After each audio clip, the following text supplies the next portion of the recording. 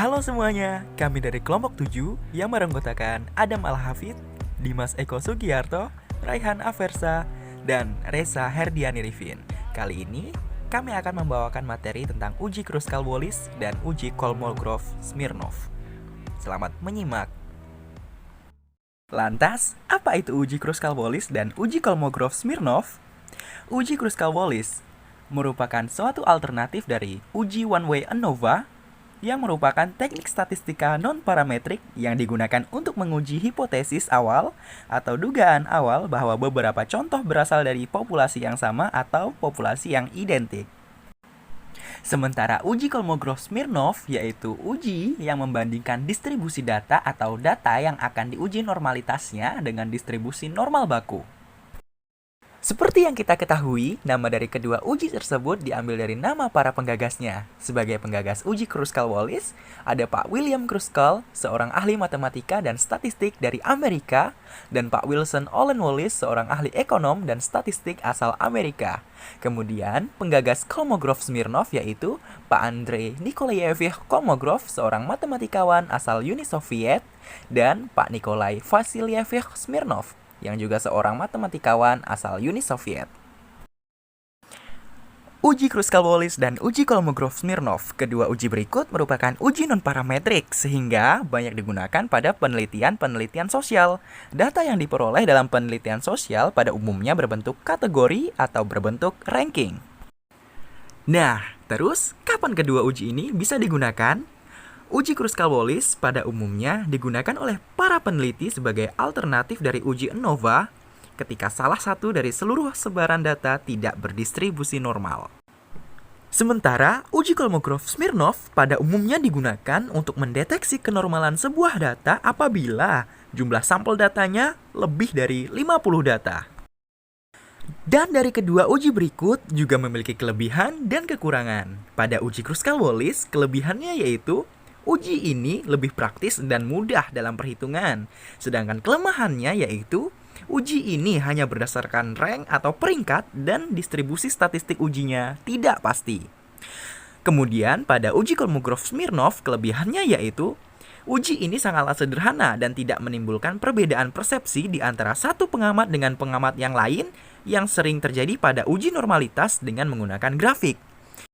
Namun, keterbatasan uji ini adalah data harus berskala interval atau berskala rasio. Lantas bagaimana cara menggunakan uji-uji tersebut? Tetap simak penjabarannya. Di sini saya akan menjelaskan satu contoh soal dari Kruskal-Wallis. Suhu di suatu daerah ditetapkan sebagai berikut. Ada suhu dingin, sedang, dan hangat, dan masing-masing suhu tersebut memiliki nilai tersendiri. Ada 46, 35, 34, dan seterusnya. Kalau R ini adalah rankingan, dan tabel-tabel kosong ini akan kita isi ranking yang akan kita cari nanti. Nah, untuk mencari uji Kruskal-Wallis ini, kita menggunakan sistem penyusunan suatu ranking. Langkah pertama yang harus kita lakukan yaitu kita susun dulu data-data ini mulai dari 46, 35, 34 sampai ke 28. Bentuk susunannya akan seperti ini. 46, 35, 34, 39 sampai ke nilai terakhir tadi 28. Lalu data ini kita akan susun mulai dari angka yang terkecil sampai angka yang terbesar. Mulai dari angka 26, 28, 31, sampai ke 47.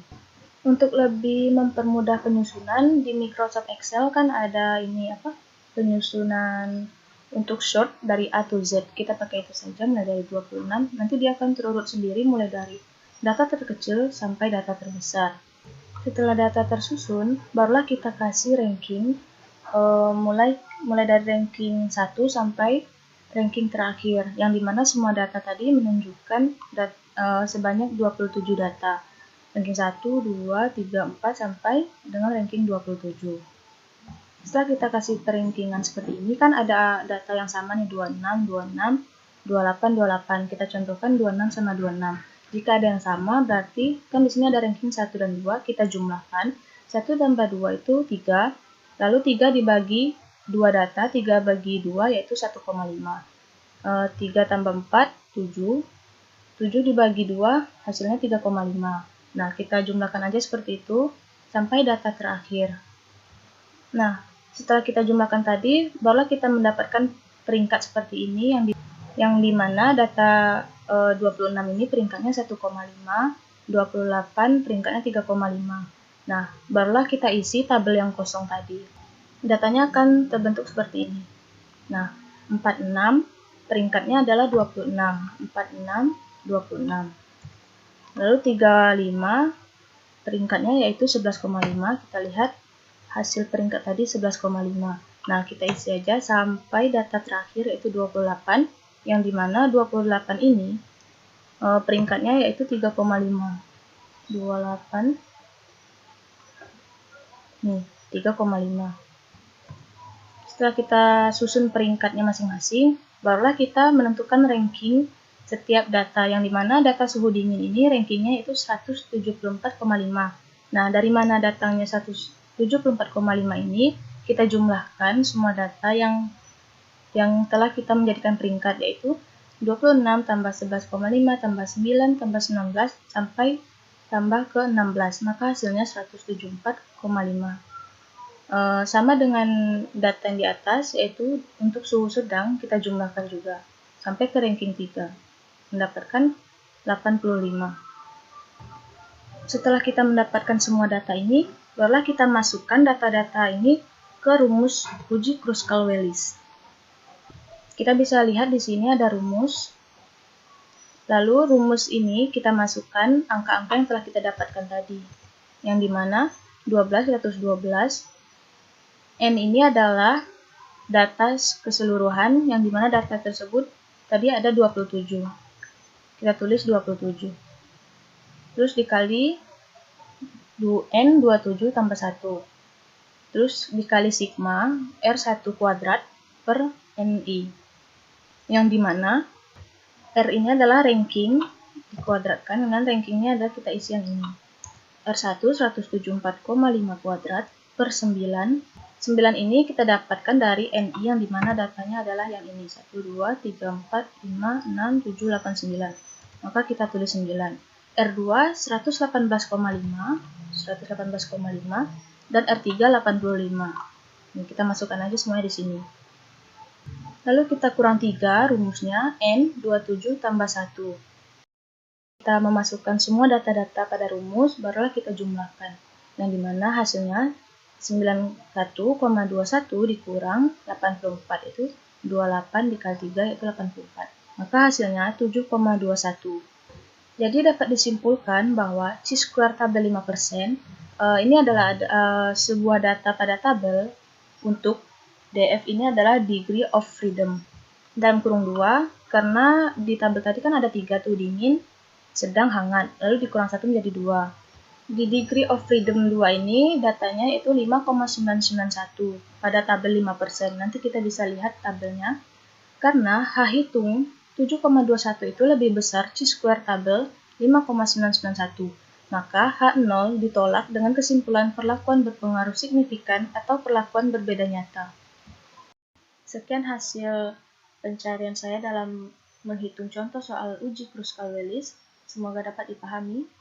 Saya akhiri, wassalamualaikum warahmatullahi wabarakatuh. Terima kasih. Pada kesempatan kali ini, saya akan membahas cara melakukan uji normalitas menggunakan metode 1KS. Bisa dilihat ya di sini, di layar ini ada kegunaannya dan kriteria pengujiannya, serta variabel apa yang akan kita uji normalitasnya. Selanjutnya kita langsung aja buka SPSS 15-nya. Nah, ini cancel aja. Terus kita buka yang input datanya.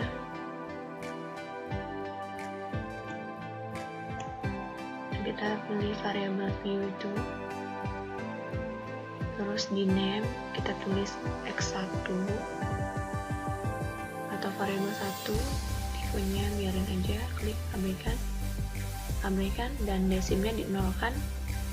Di label kita tulis metode belajar guru.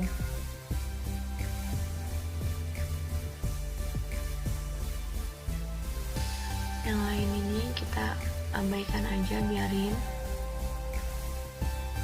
Sama ya, variabel keduanya juga x2. Sama, dinolkan juga. Terus di sini ditulis disiplin belajar, variabel kedua ya. Biarin ini, abaikan juga, sama aja. Selanjutnya variabel ketiga yaitu x3 nya sama dinolkan juga desimalnya. Terus variabel ketiga itu motivasi belajar, di label ditulis. Nah, udah samain. Terus variabel y nya sama juga, dinolkan, dan labelnya tulis hasil belajar. Nah, sebenarnya itu bisa aja di ini bukan right tapi bisa center, terserah sih, tapi kalau aku biasanya pakai right aja. Nah, selanjutnya kita buka sini view. Nah, terus ada x1, x2, x3, dan y, itu variabelnya 4 variabel tadi itu ya. Itu kemudian kita buka Excel. Nah, ini ada tabulasi datanya dengan sampelnya ada 80 responden. Ini kita bisa lihat ada 80. Nah, kemudian x1, x2, x3 ini kita copy ke SPSS.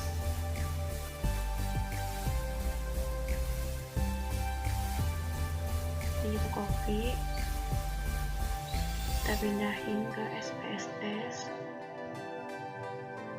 Ini kita paste aja di sini.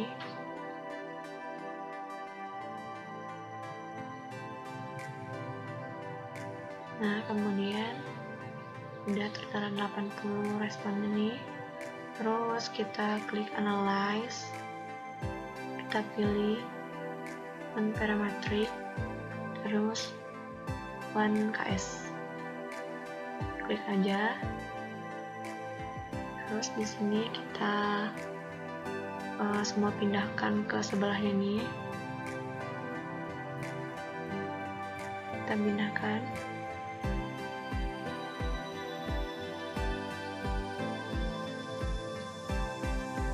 Lalu udah abaikan semua, terus kita klik OK. Nah, kelihatan ini one sampel Kolmogorov smear testnya dengan signifikansi itu semuanya sebesar 0,025, maka H0 diterima. Dengan kata lain, distribusi data semua variabel adalah normal. Hey, terima kasih buat kamu yang sudah menyaksikan video ini sampai detik berikut. Dan sampai jumpa.